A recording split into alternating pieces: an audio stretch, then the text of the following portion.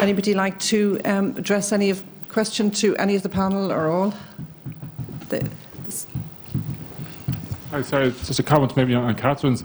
It's just there's an alternative explanation to the income inequality hypothesis. That in fact, other people have put the hypothesis that it's actually the political systems we have. So that social democratic systems, such as up in Scandinavia, tend to produce the health idea being that, yes, a more social democrat system will produce better income inequality, which produces better health, but also takes into account such as they respect more rights, say, for women's rights, they have more respect for race rights as well. And it just gives a broader context to the idea that it is to the other mechanisms. And I suppose I also put that in the system because Ireland tends to be classified as sort of liberal or conservative. And it strikes me that we're, for example, in the universal health coverage, we are putting forward a model which is promoting equality, but that there are still conservative elements, such as the similar with the primary care strategy, such as the public-private partnerships. So that maybe our political system still will inhibit the rollout of an equality-based system, or the idea of promoting a more equal society. Thank you. That's an interesting thought. Anybody like to? Catherine? I agree with you, Austin. And I think those countries in particular have more progressive taxation systems. They're more equal to begin with. I think you can, and health is just one segment where you can focus on, but I absolutely agree, particularly the Scandinavian countries tend to have better, being International Women's Day, better women's rights and so on. So it's prolific across it, but I don't think we're coming from the same base point that they start with. And how I see the utility of UHI is a way of addressing or reducing the gradient that we have. So it's going one small step towards addressing one component of the population's well-being, and that's health.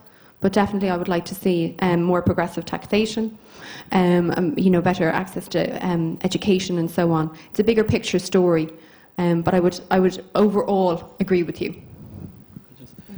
Just on the capital point, the use of private capital for public purposes, publicly ordained, could pragmatically be sensible at times, and it does happen in the Irish health system quite a bit, and we have a big middle space between what you might think of as pure public and pure private, which is typically known as voluntary not-for-profit. That's a very large component of the provision in the Irish health space. Yes.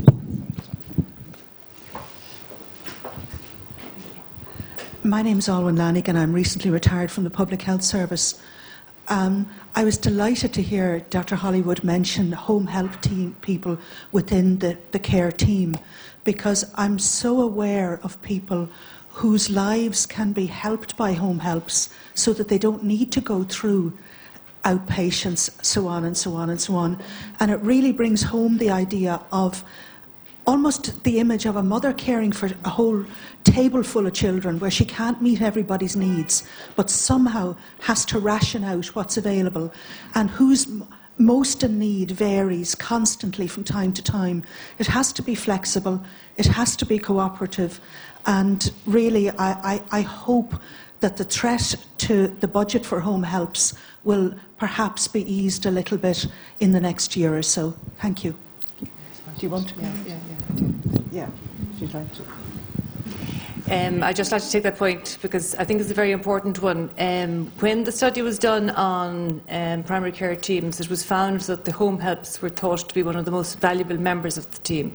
They're in and out of people's houses.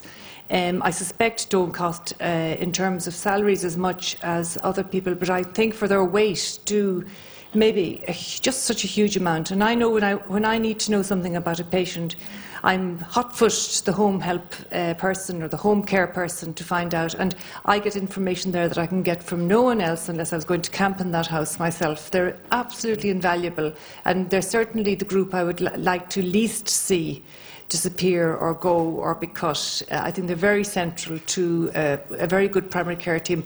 And you know, until we were a team, I hardly knew they existed. So you know, cheers to home help and Women's Day. Most of them are women. There are some excellent men home help people, Joe, just in case any of you want to volunteer. That was too late. I know.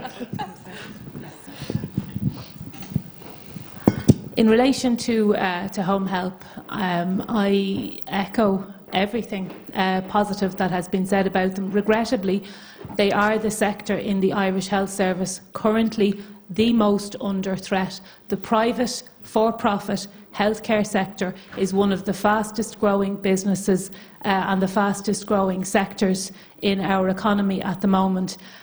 Recently, the HSE have concluded a tender, and they have signed agreements, as far as we're aware, with private for-profit companies. When we talk about wages, home helps earn very modest wages. There is an accepted rate for the job. It's not a massive amount of money, but it seems that the money, taxpayers' money, our money, to put a finer point on it, is being channelled in the direction of people who typically pay €9 an hour. Now, I do appreciate that, that's possibly an industrial relations row, and it's one that we're more than willing to engage in, and indeed have started.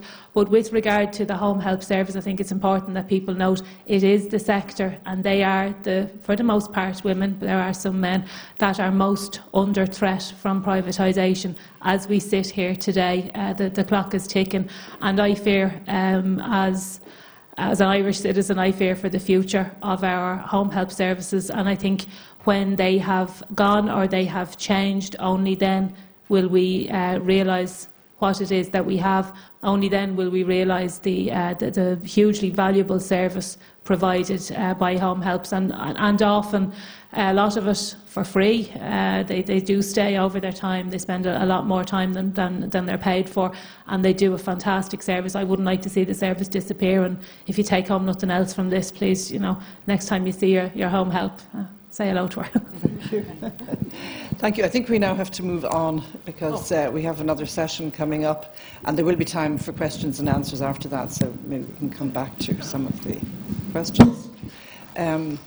I'd like to thank all the panel very much for their very interesting contributions, and I'm sure I know we could go on discussing for another hour on the basis of this, but as I say, unfortunately we do have to move on. So thank you very much.